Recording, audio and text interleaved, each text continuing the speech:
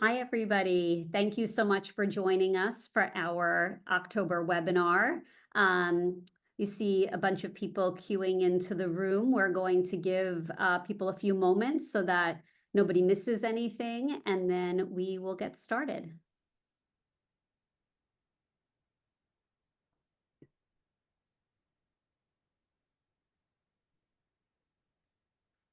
It's good to see so many people showing up during a busy time of year. We know at the start of technically the start of the school year, and a busy time overall, especially if you have anybody applying in your house. So, all right, it looks like people are still coming in, but mostly people are in for now. So let's get started. I'm going to pass the mic over to Christina DeCesar, our moderator tonight. Thanks, Bari. Good evening, everyone. Thank you for joining us tonight. My name is Christina DeCesar, and I'm a senior admissions counselor with Expert Admissions. I'm joined by my colleague, Dr. Bari Norman, who is the co-founder and head counselor at Expert Admissions, and Sasha DeWind, executive director of Tutor Associates. So tonight we'll be talking about everyone's favorite subjects, the admissions process and college admissions testing.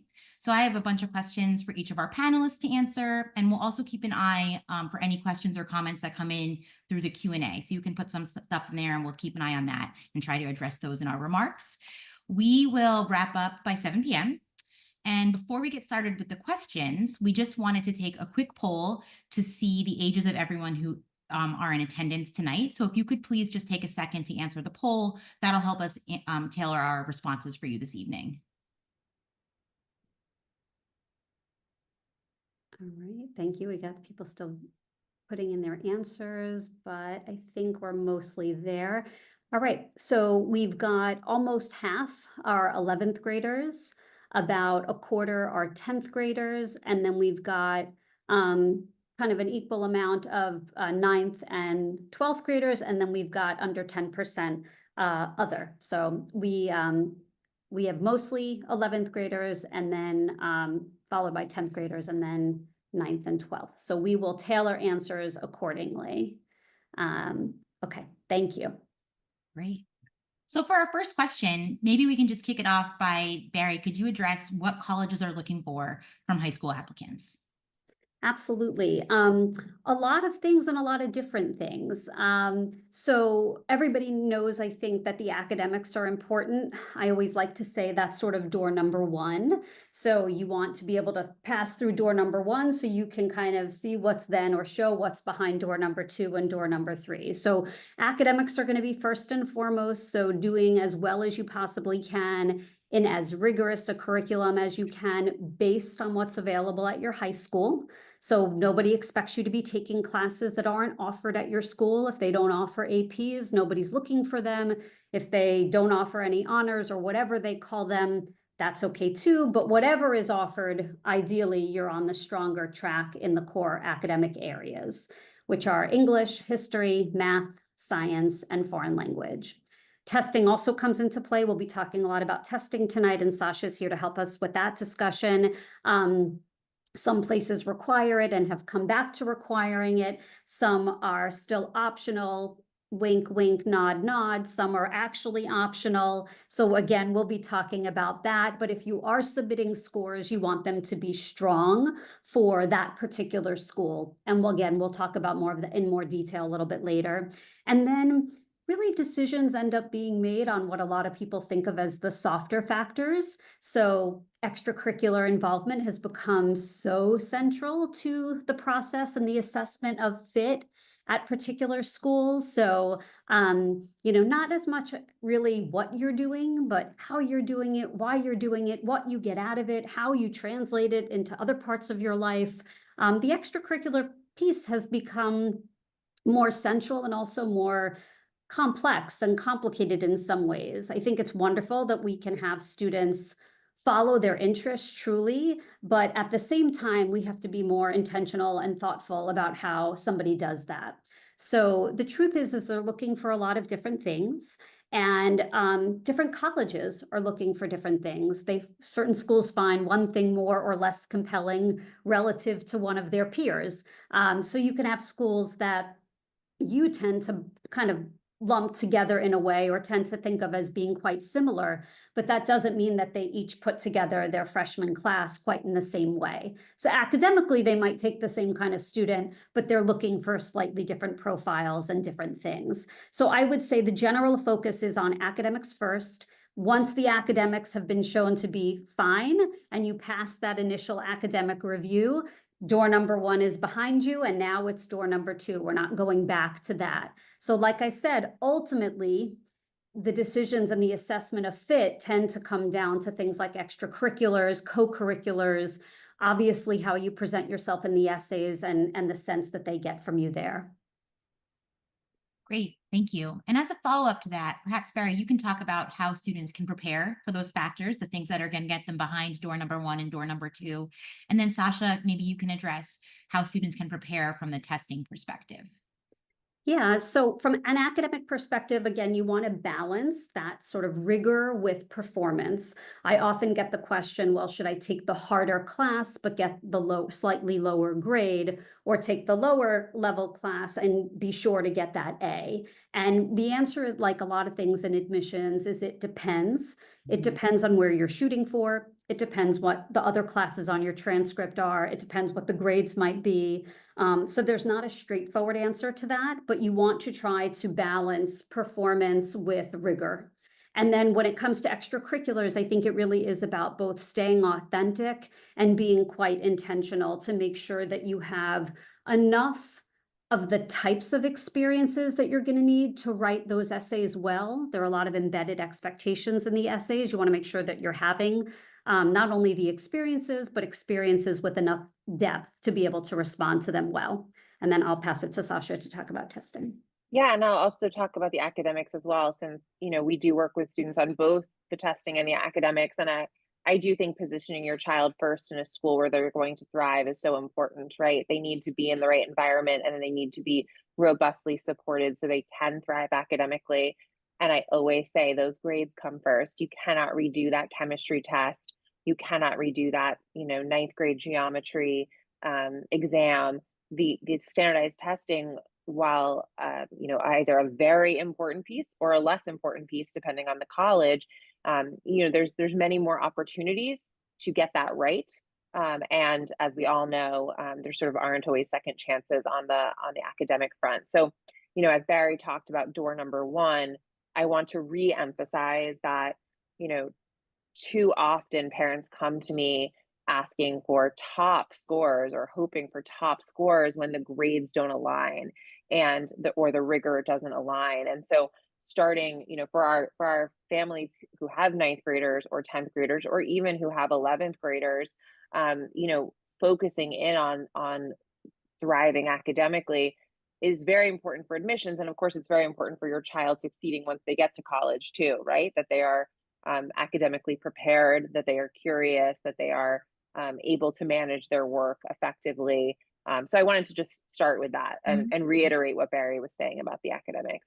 When it comes to testing, in some ways it's quite simple. You have to take, well, we'll just start with, you pick one test. There are 2 tests available to our students, to our children, the SAT and the ACT. We pick one.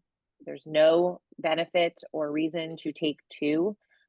Certainly, we will try them both out at the beginning of the process, and I will certainly talk about that. But early on in the process, it's important to take, to figure out which one you're going to be taking and to go in that direction. The time to make those decisions depends a little bit on your child. Certainly, there are children who come to us, or teenagers who come to us, in the spring of their 10th grade. They know they're going to work really hard over the summer. They have busy spring sports of junior year and they want to get done early. There are kids who come in the summer before junior year to take diagnostic tests and choose their tests. There are kids who come to us the fall of junior year, the spring of junior year. There's no one right way or right time to take diagnostic tests, but the first step is to try a full-length ACT, a full-length SAT, and to ensure you have the appropriate accommodations, which we'll talk about as well, should your child have accommodations, and then to go forward with that test. And the majority of our students are testing sometime during their junior year, again, with huge variability, into senior year, with variability as well. There are tests available over the summer. The SAT has a different schedule than the ACT. All of this should be mapped out at the beginning of the process so that we know where we're headed, we know when we're headed there, and we can account for things we can't control, like a kid getting strep throat or, a big exam or things that we just can't account for ahead of time. So again, we're picking one test. We're sort of clear about the starting point. We're clear about the goals. We're clear about the work that goes into reaching those goals and the time that it takes to go into to getting those goals. And then we're setting sort of realistic and appropriately customized official test dates for the child and working to get those scores. And I should note that children have an incredible capacity to learn how to take these tests. I hear parents say all the time, my kid's just not a test taker. I understand that, but what that really means to me is your child doesn't yet speak that language. They haven't yet learned how to speak the SAT or the ACT. But if your child is a strong student at the kinds of schools we work with, they certainly have the capacity to be a strong test taker, even if they haven't historically been strong test takers. Great, thank you. And I think probably our audience members tonight are aware that there's been a lot of changes in the world of college admissions testing. And so maybe you can tell us, Sasha, a little bit about some of those changes and what's new. Yeah, so, for the last, I don't know, a couple of years now, I've been talking about the SAT changing. It's going to change. It's going to change. It changed. So the SAT, was brand new. And now we've had, some time with the new SAT, which is digital. So it's taken on a laptop, on an app, on the College Board app. It's adaptive. So how you perform on the beginning of the test affects what the next module you're given is. And it has been shortened and shifted around. So the SAT, we sort of were preparing for this. It happened. We certainly have kids taking this new SAT. And as always, the College Board, who is in charge of the SAT, have adapted and dealt with, our practice wasn't quite hard enough on the math. So now we're going to release some new practice that's a little bit more in line with our practice tests. And that's the sort of inevitable thing that comes with changes to any test. So that's what's happening on the SAT. And we imagine, and this has historically been true, these things stabilize over time. The longer a test has been used, the more practice materials become available, the more the practice materials reflect the official test. And certainly we have many current juniors and sophomores who are going to start considering taking the SAT or considering the SAT. The big news, in my world at least, is that the ACT, which has been my steady friend for so many years, it has gone unchanged for as long as I've been doing this, which is a very long time, decades now.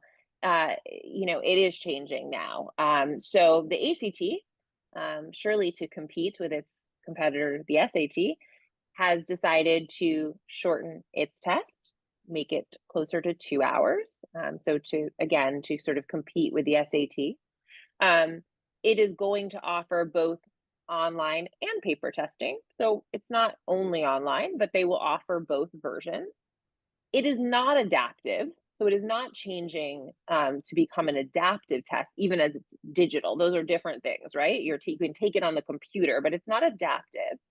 And the dreaded science section, that if you're familiar with the ACT, is often the weakest section for students. It's the last section on the test. It's tricky.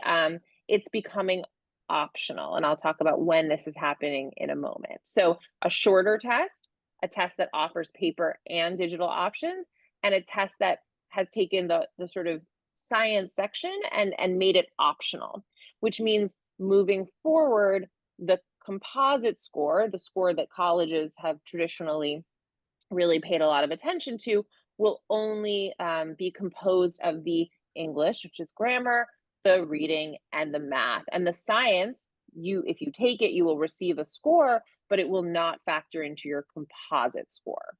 So that's sort of the overview. When is this happening?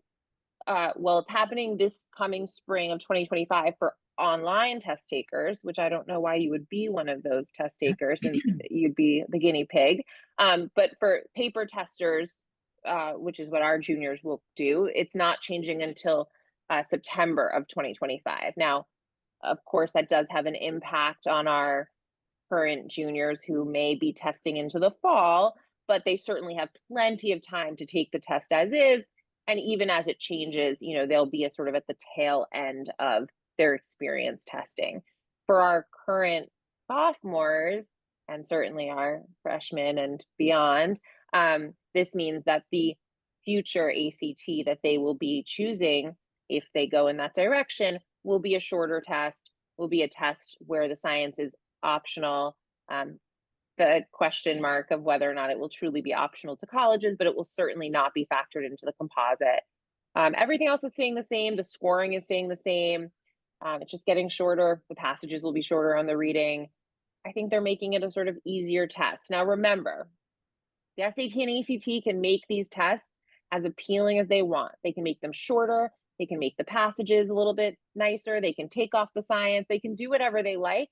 These are still curved tests. So in the end, you have to beat, right, the other sort of cohort. And just because the test becomes easier doesn't mean it's easier to get that perfect score or that nearly perfect score. I just want to make that clear. They're just trying to make it more appealing when you're making that initial decision, because no kid wants to sit for a 3.5-hour test when there's a 2-hour test over here.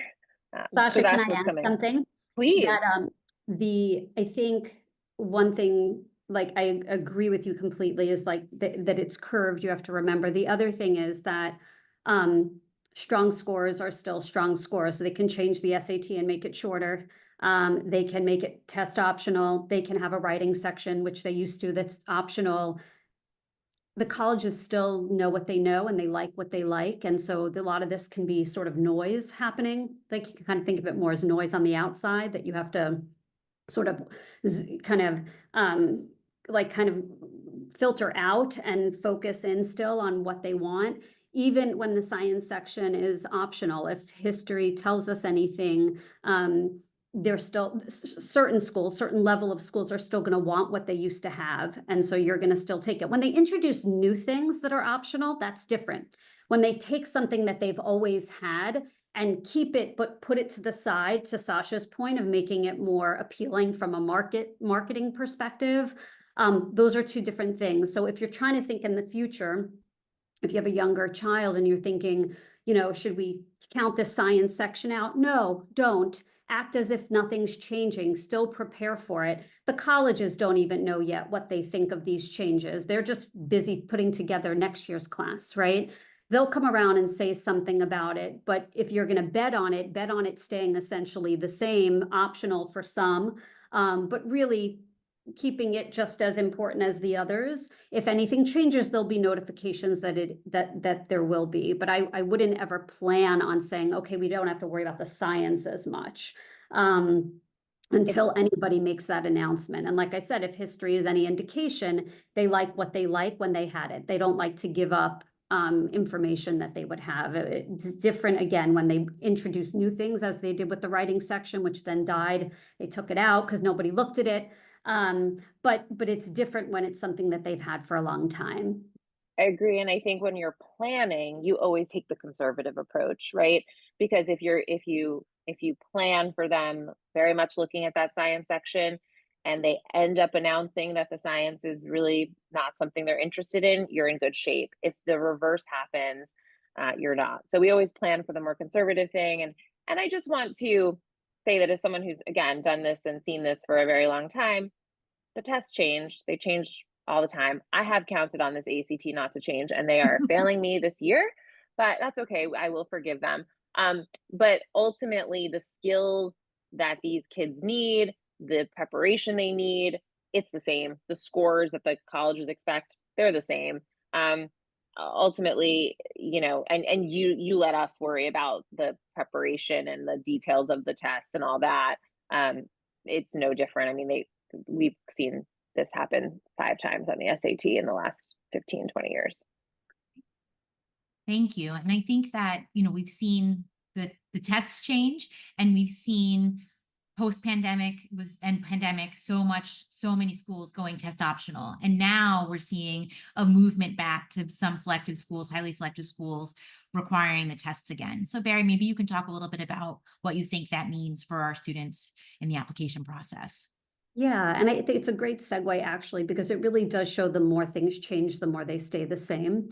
And when things were optional, they were optional. And I can give you several examples of students who had, no special hook of any kind, who went test optional at highly selective schools and got in. It is a school by school. You do it on a school by school basis, a student by student basis. It works for some and not for others. But no matter what, even in a test optional environment, if you've been on any of our webinars when we talked about this, we always said, try to give scores when you can. Sadly, what a good score and submittable score is, particularly at highly selective schools, has gotten so skewed on the higher end that you have, and I hate giving this advice, but I have to give it because it's the truth, and our job is to make this process more transparent. But there are times that I have to tell students, no joke, with over a 1,500 not to submit their scores, which makes me feel terrible. I disagree with it personally, but I know that technically it's the right advice at certain schools. And again, I know people are saying, come on, you're yelling at your computer screen. I feel the same way. Again, I don't agree with it personally that this is what it's come to, but it is the reality. And when we speak to our colleagues on the admissions side behind closed doors, they're more honest about really what is a score that should be submittable versus one that isn't. So I think that, again, the more things change, the more they stay the same. And so you keep your eye on it just as it always was, which is that you're trying to hit certain points for certain schools, whether they say they're test optional or whether they say they're not. If they are test optional, we talk about, again, school by school, case by case basis. There are some schools where absolutely it won't matter, but a lot of them it will, and you need to know for you what's what. But stay the course, right? Like stay the course and prepare as if you don't have these potential safety nets under you. If you need them, you use them. And that's also something nice to know as you're prepping with your tutor associate's tutor, as you're prepping for these tests, you're going to give it your all as if it was an optional, as if science is an optional, whatever, and then give them the best that you can. And you may find, in fact, that you submit scores to some schools, and this is very common. You submit scores to some schools and not to others. And it's a strategic decision that you make. And it may even depend on whether you're applying early or regular. It certainly depends on what school you're applying to and what you look like within the context of the pool. And I think, I was going to jump in and say, I know Barry said sometimes we'll submit that 1,500 to one school or two schools and not to other schools. So those scores may still be very much usable, but just not everywhere. But the same conservative approach goes for what we call super scoring. People ask me all the time, can we super score, which is really mixing and matching scores across test dates. And I don't want to go too much into the weeds on this, and I can talk about this more one-on-one if you have questions about your specific child's scores. But we plan as if we don't need that safety net. We plan as if, because that you're going to send, if you do super score, especially on the ACT, they're going to see multiple sets of scores on the application. The SAT is a little different. And we plan as if we're going to send one score, but that doesn't mean we're not going to send two sets of scores or even three. It depends on the scores, it depends on the student, it depends on the schools. So there are lots of sort of moments when this becomes very customized towards the end of the process, right? That's sort of what you're hearing Barry say. At the end, we make decisions with what we have, but at the beginning, we sort of plan conservatively. Yes, you're going to need tests. Yes, you're going to need that science section on the ACT. Yes, you're going to need very high scores. And, then we kind of, at the end, see where we are. Great. And for the schools that are now requiring the SAT, Barry and Sasha, do you think that the average scores there are now going to go down? Do you think they're going to stay the same? What do you think is going to happen? I don't think they're going to move a ton. I mean, yeah, might they move a tad because now people who apply who wouldn't have submit before who have still strong scores to the point of that like low 1500s, right? That maybe before someone wouldn't have submitted, but now of course you will, and you're still going to throw your hat in that ring. But there are also going to be a lot of people who didn't show, who would have applied before, who don't show up in the pool as well. So I don't think they're going to move considerably. And by the way, like, the truth is that this test optional, yes, it shifted at certain schools in particular, it really shifted them so much higher. And again, it depends on what schools you're looking at. If you look at highly selective schools, it really hasn't shifted much. It's like we would say to our students, okay, here's the range, they're publishing this average, but you really need this. We were never telling them just if you're in range, you know, you have a good chance on the score front, right? So I think it almost just kind of laid bare a little bit of what was happening behind the scenes. And so, yeah, I don't think we're going to see a huge shift. And I think a lot of the schools that have benefited the most from test optional, you'll see they haven't gone back to requiring tests, and they're going to stick with it likely because it's in their interest to do so. So I think the ones where you've really seen that crazy skew up, they'll be more likely to keep it, and you'll be more likely to not submit it as a result and be less impacted as a result as well. Great. And Sasha, you touched on this a little bit, but maybe you can just explain for the audience members what super scoring is and when someone might be doing that. Yes, and I wanted to also quickly go back to something Barry, she talked about the range, and I just wanted to make sure our parents listening understand what we're talking about when we talk about a range and where your child is in the range. I know we always get questions about where does my child need to be to get into X school, right? And or where would we send scores, right? When is Barry going to say you can send scores? So, you know, these schools sort of fortunately are transparently reporting the middle sort of 25th to 75th percentile of admitted student scores. They have historical data on that. It's widely available. You can find it. So you can, you know, see, where admitted students fell or a range for Yale, for example, and they will give you that sort of 50 percentile, the 25th through 75th percentile. And so, you know, the idea is anywhere in that range, let's say the range for Yale is, oh gosh, it's a scary range, is a 34 to 36, which is probably is for Yale.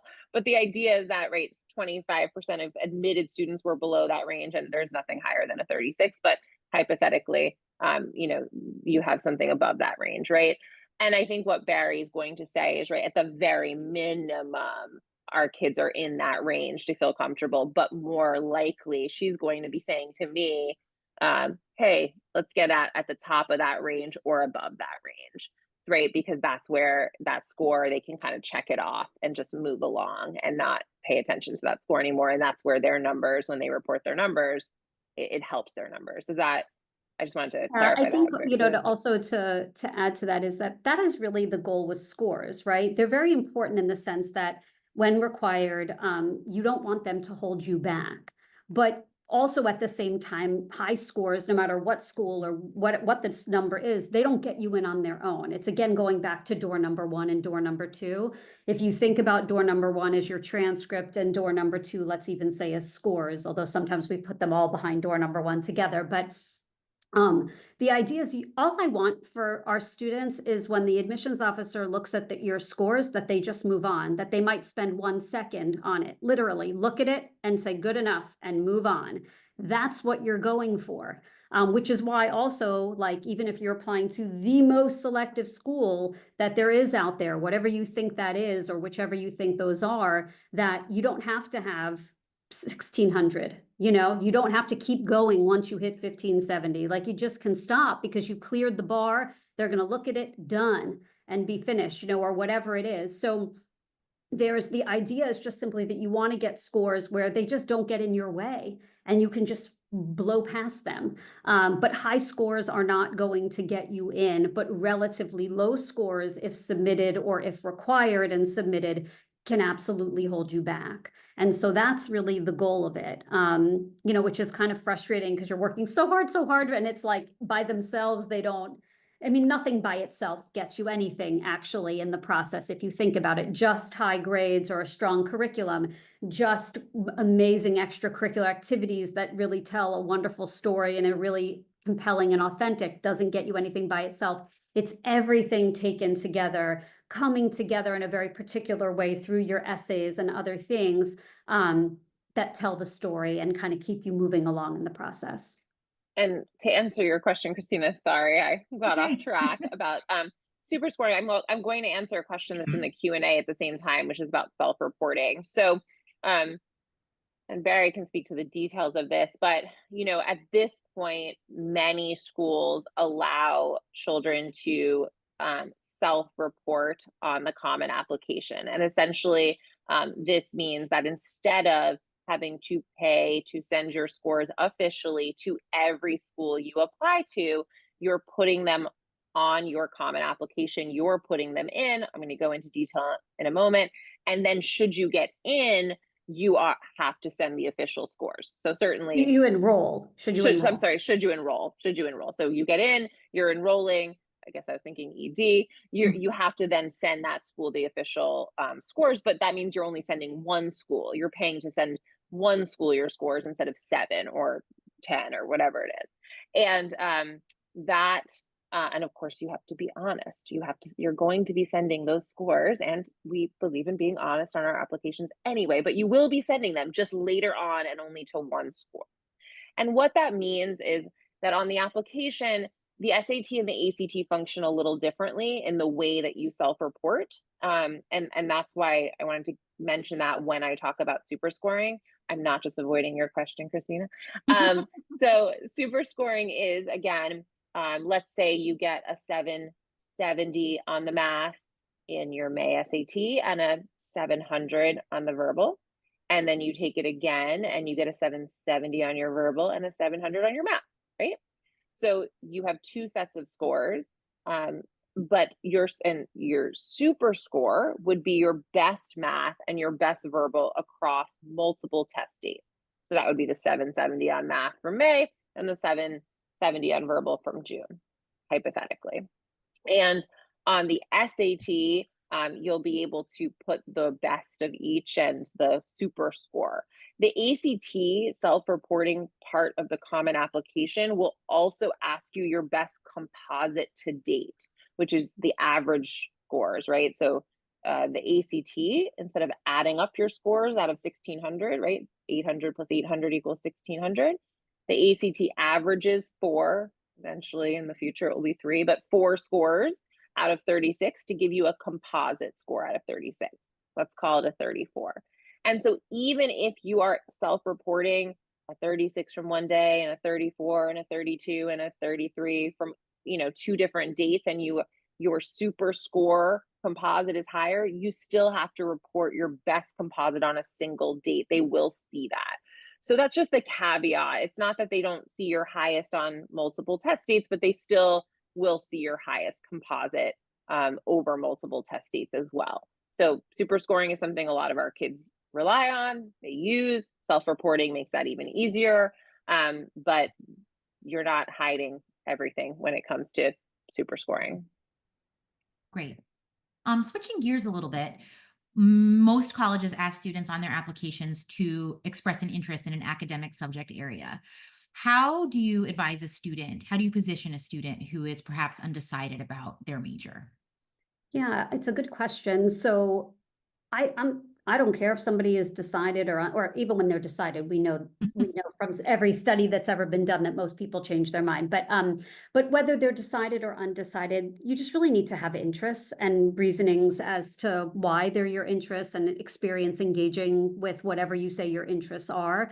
So you can be undecided, but undecided shouldn't be, I have interest in nothing, so I'm undecided. But undecided can be, I really have loved history. I'm also, like a huge biology, buff, and I love that for this reason, and I'm not sure what I want to do, and I'm looking forward to exploring, and obviously you talk about it more, but you can kind of straddle two things and say you're undecided. You can just express you can express a particular interest in something. I think also this wasn't asked, but I think an important part of this question is, particularly with some of the more popular majors, and computer science, which is the most popular major out there now. I was talking or had talked recently about, with somebody in an admissions office that said they could fill their whole first year class just with CS majors. And this is a school that doesn't necessarily admit by major, but of course they have to do balancing when they're taking students. So I think, this idea of choosing a major or being undecided, first of all, your interests are what they are. You're good at what you're good at. Some people have some flexibility, and there's an option to kind of tell it one way versus another. And we absolutely talk about that and do that from time to time.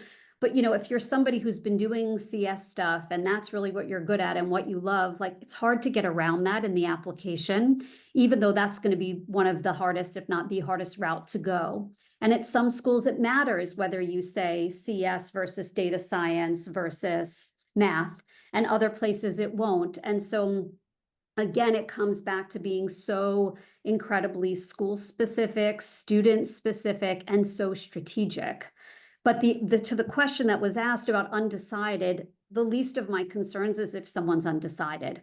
My concerns, if you would, or my more strategic hat has to come on when a student has very particular interests, especially in what are often called impacted majors, like computer science, data science, communications, some of the STEM fields, certainly engineer, business, of course, these popular kind of often pre-professional majors that have really, business has been popular forever, but all the STEM and CS stuff, and CS adjacent stuff, AI, schools like Penn have now AI majors. I mean, it's all changing so fast.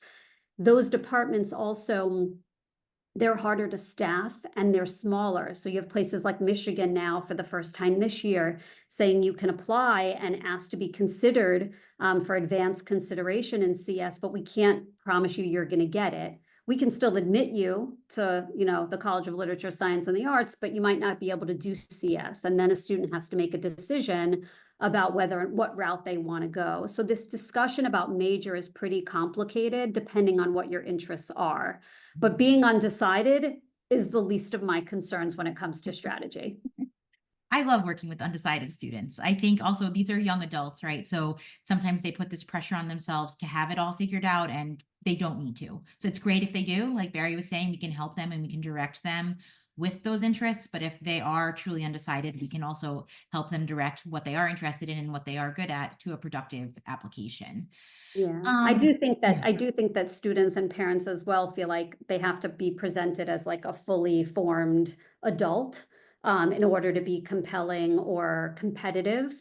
And it's really so far from the case. You just have to have interest and show that you've engaged in them and that what you're saying comes from somewhere.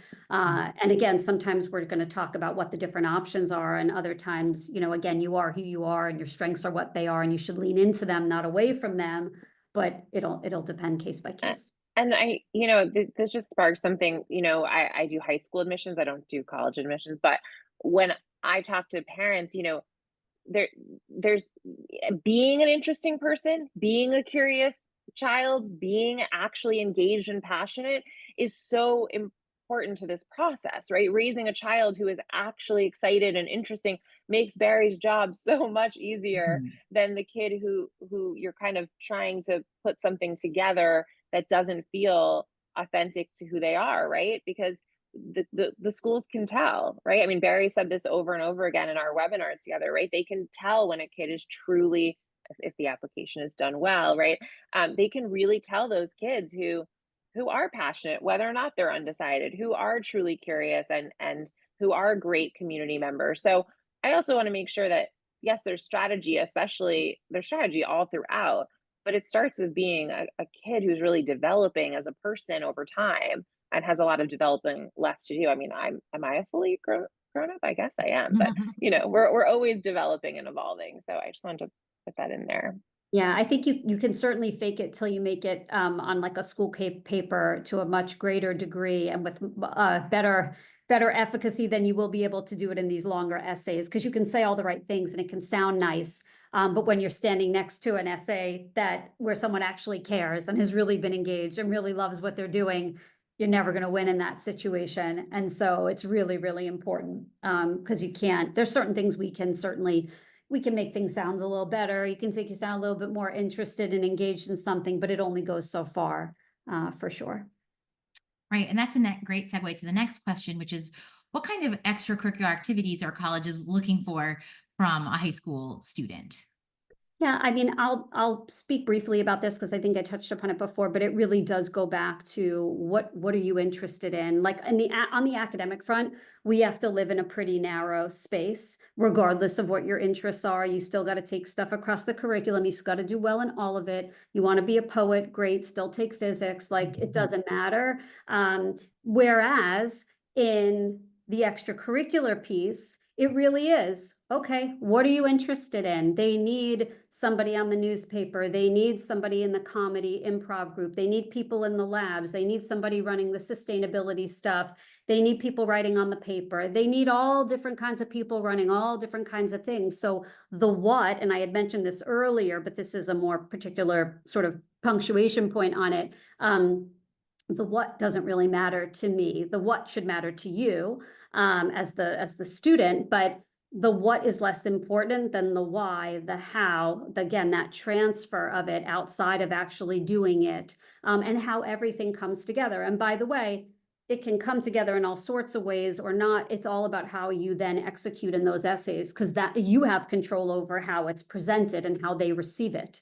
And so it really comes down to that. So again, the what, parents out there who are around my age, the idea of community service and having a leadership position and maybe founding your own club or raising money for something, all that stuff is really sort of old school, like it's a different time. And so you have to kind of reorient yourself to kind of what things are like in today's admissions landscape. But the what matters very little to me. Right. Yeah, I think students sometimes think they have to fit a certain mold, and they don't. They really can just pursue the things that are enjoyable and interesting to them. Yeah, it's how you do it. That's really where the strategy and the thoughtfulness and the intention and the planning come in. But just checking boxes, you're going to seem like someone who just checks boxes, which is not compelling, and will read as what we like to call in admissions as a flat app, which is somebody who just sort of is doing all the right things, but no reason aside from the fact that they could do the work or, whatever, to admit them. Right. Thinking back to the last admission cycle, what are some lessons that perhaps we learned, and what are some trends that we think might be coming up for this year? So I think, we're certainly seeing the return of testing officially at schools. I think we'll still see schools coming back as well, more than exists today. We'll still see plenty of them stay where they are. I was at a meeting for Penn recently, and they're not sure what their testing policy is going to be going forward. And they said when they know, they'll announce it, but they're not sure. And so some of the schools don't have really a sense even of what's coming. So we certainly don't know. But as we know, we also will share information with everybody here. I think this focus, and you probably can sense from my responses, I've been a bit chattier about the extracurricular stuff tonight. It really plays an extraordinary role in the student's profile. It's so central. It just tends to be where students, and co-curricular. Co-curricular activities, by the way, are activities that happen outside of the classroom but are related to curricular interests. There was a question in the chat about what are co-curriculars.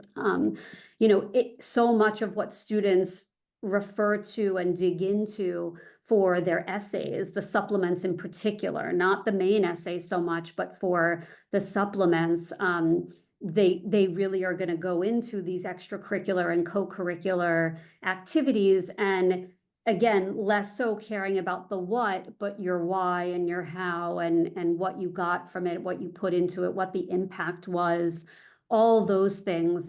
We really need the depth, not just the breadth of experience, like that checking boxes of I did this, and I did this, but the depth to be able to dig in deeper when it comes time to for those essays. And I just can't overstate enough the importance of the essays and whether they'll either hustle for you and help you kind of rise to the top amongst other people just like you, or whether they'll kind of seem, even though they'll have specifics about you and things specific to you, whether they're just going to read as kind of generic with different particulars, but essentially the same story coming through either way.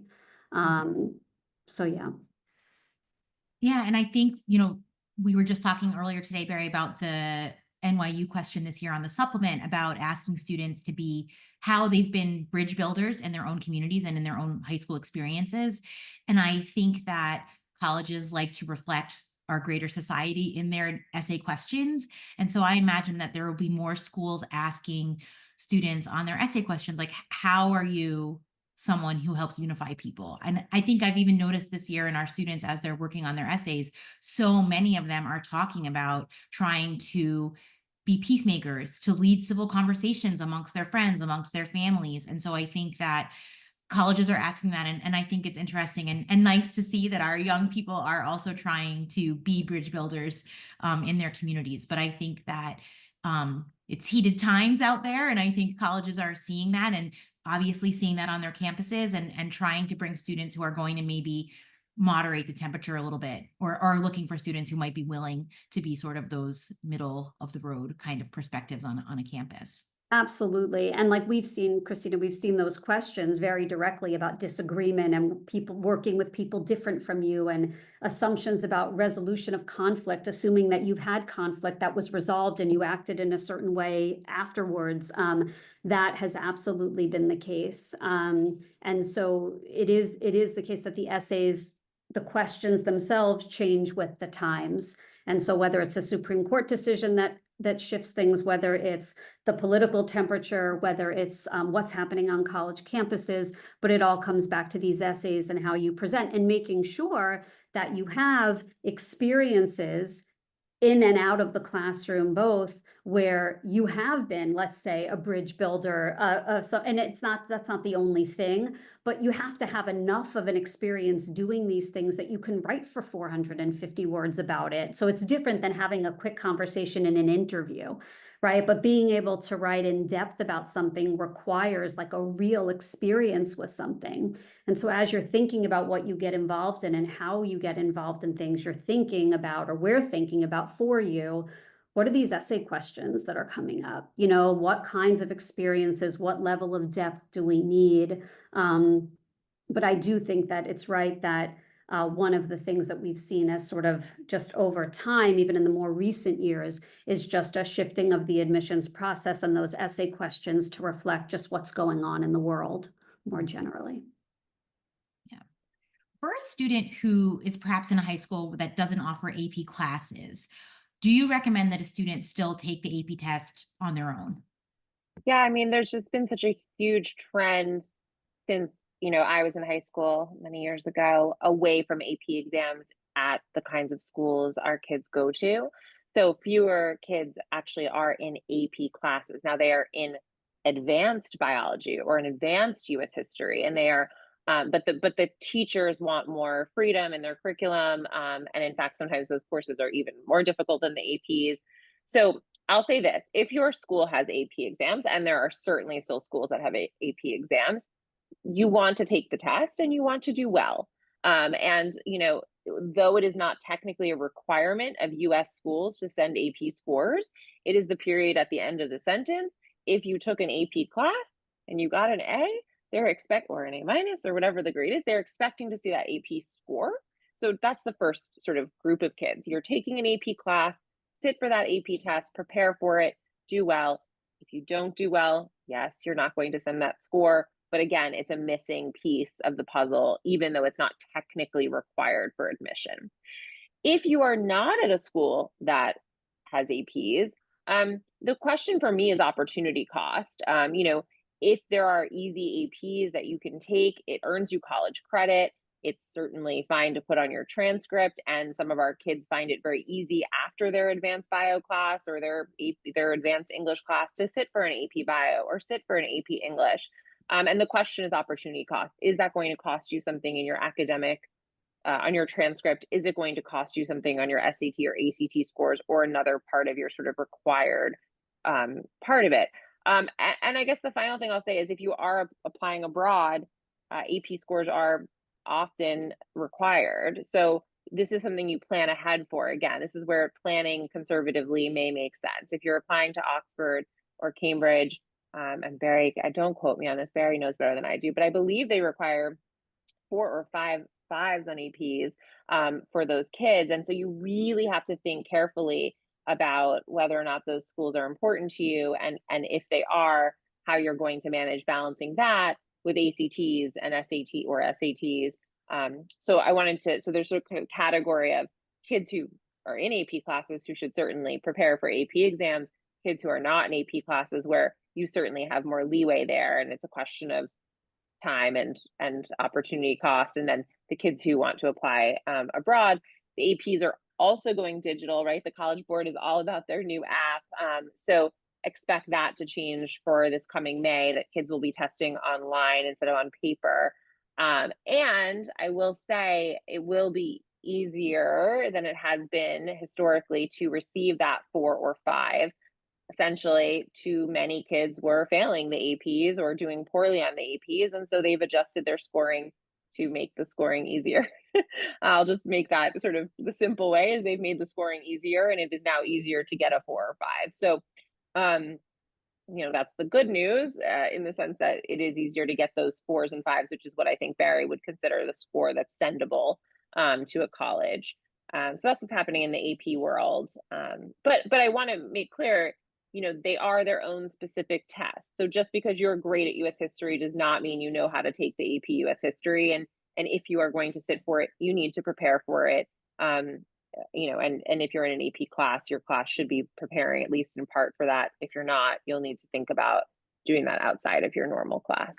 Yeah, I think, with the APs, obviously if you're taking AP classes, and that's one thing, but for those people who are not, their schools don't have AP courses, and let's put aside Oxford and Cambridge and that kind of stuff. But if you're getting good grades in advanced courses and you have reasonable scores or whatever, relative to your academics, I think you also have to question, like, what am I showing them? Is it additive to then give them another standardized test with a high score? The answer is no, it's not.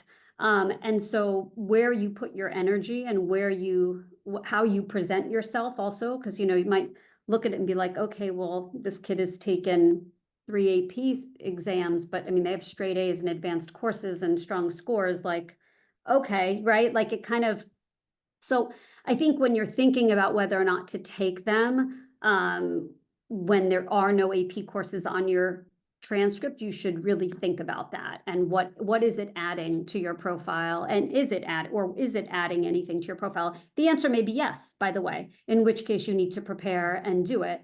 But the answer may also be no.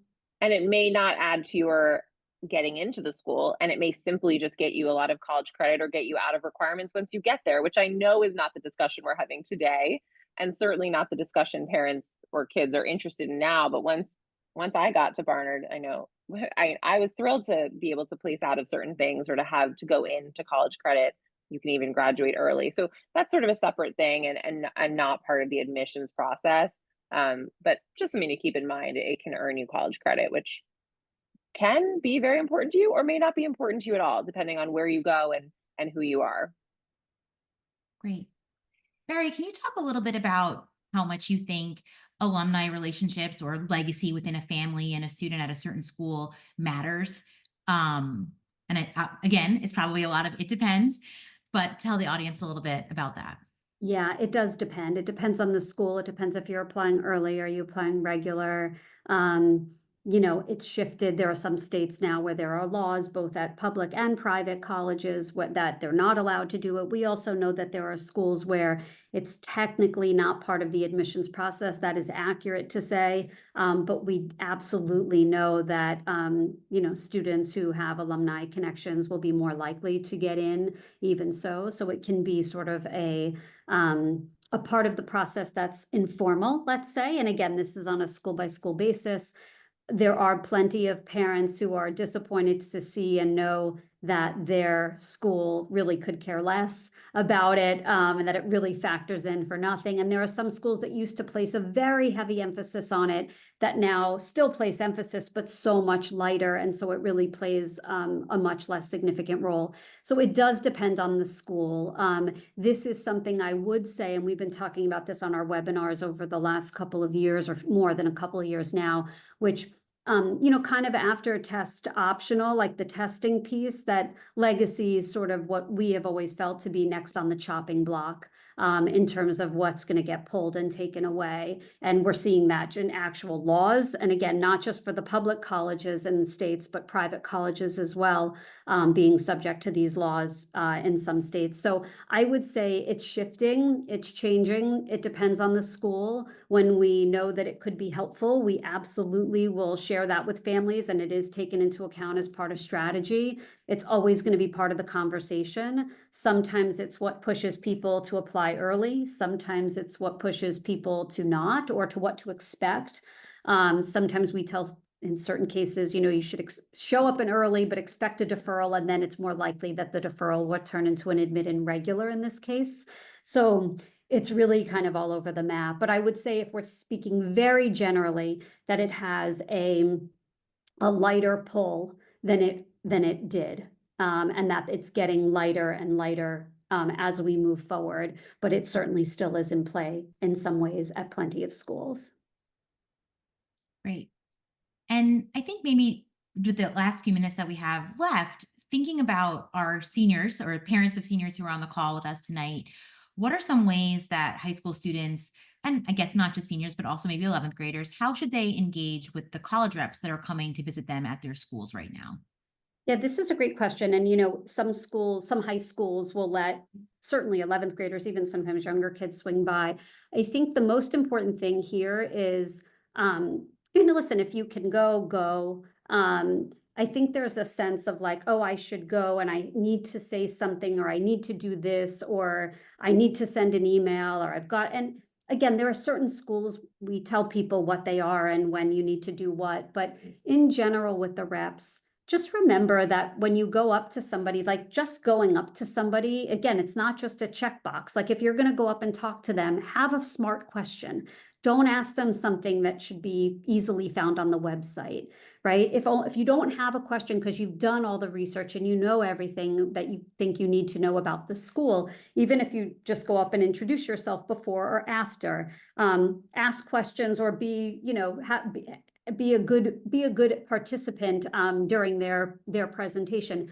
Sometimes these reps, you're sitting with them in a very small group. Sometimes you're sitting in a huge auditorium with 75 kids from your school.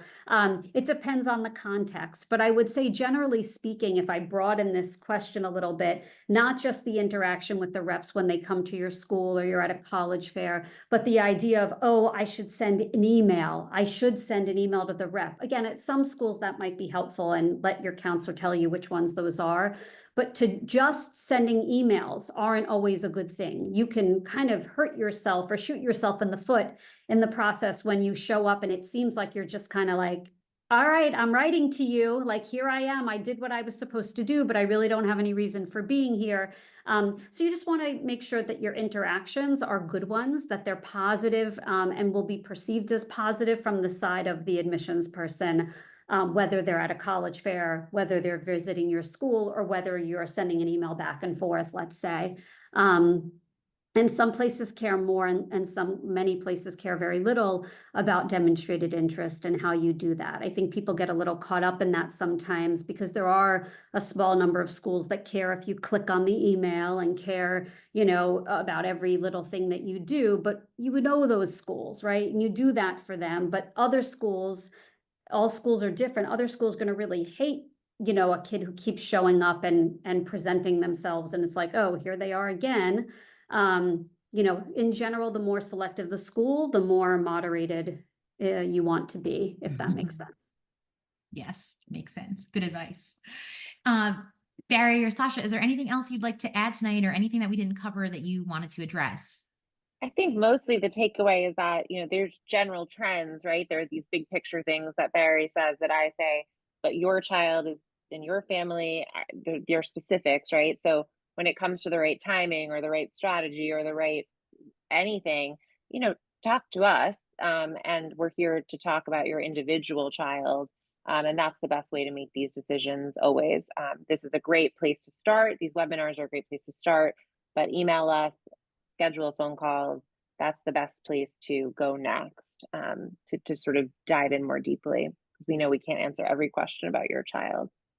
Yeah, I think the key is, you know, listen, there's a lot of chatter about this. Even when I go out to dinner, I feel like everybody somehow next to me is talking about this. And I sometimes have asked to like move my table because I'm like, they're saying so many wrong things. I don't want to get involved, but I can't listen to it. You know, but you're going to, and especially if you have a kid of this age, you know, everybody is talking about it all the time. And so you hear so much. Just try as best you can to like, you know, kind of keep it out of your out of your mind. What happens for one kid, what might be true for one kid may not be appropriate for you, even if they're applying to the same school. Like every profile is so incredibly specific. Every school is very specific. So, you know, advice I give to one student, again, even if they're applying to the same school and have similar chances of getting in, they may be getting at it two slightly different ways. One thing about testing might be different for another kid about testing, or anything else, extracurricular, whatever. Just remember that it's what happens for what other people are doing has no impact on your outcome. They can get their scores, their highest scores at the beginning of 11th grade. You can get it at the beginning of 12th grade. You're both in the same place. It doesn't matter from a score perspective. Somebody may be moving at a certain pace on one thing and certain on another.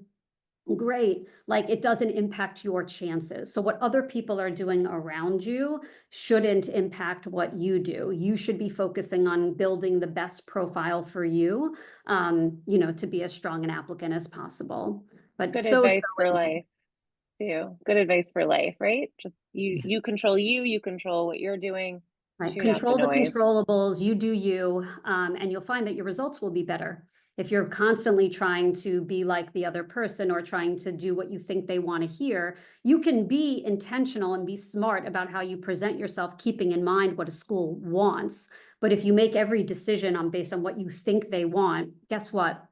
It's what everyone else is doing too, and what gets you right into the waitlist pile and waitlist to deny. And so, you know, I think it's just important to remember that try to not pay as much attention to every little thing everyone else is doing along the way. Yes. Great advice to end on. Thank you both. Thank you to all our audience members. Thank you for the questions in the Q&A, and we hope you enjoyed this and hope to see you again next time. Thanks, Thank you, Christina. everybody. Have a wonderful night. Thanks. Bye.